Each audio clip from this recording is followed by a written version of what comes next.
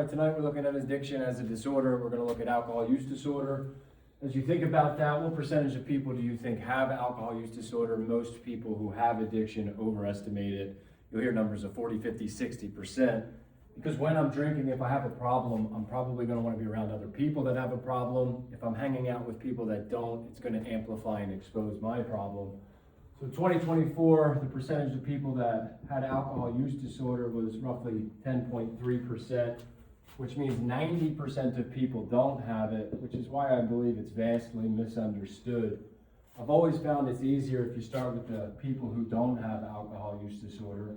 So if you look at the 90% of people, what you'll come to find out is when they go out drinking, quantity-wise, they'll typically have 1 to 2 drinks, not bottles, right? So it's drastically different than the person who has alcohol use disorder.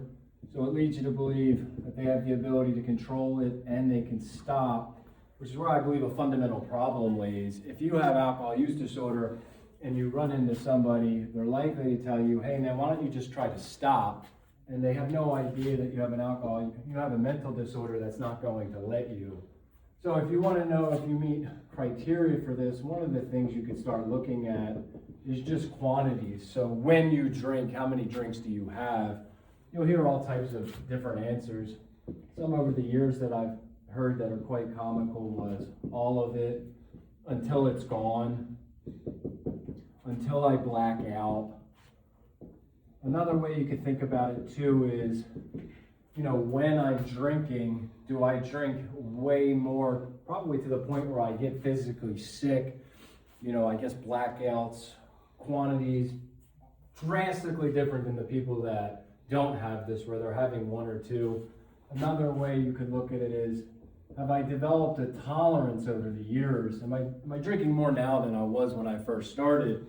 And I think the people who have alcohol use disorder look at that like, yeah, naturally, anybody who drinks is going to develop a tolerance, which actually isn't true. The people who don't have this have a tendency to just drink the same quantities over the course of their entire life.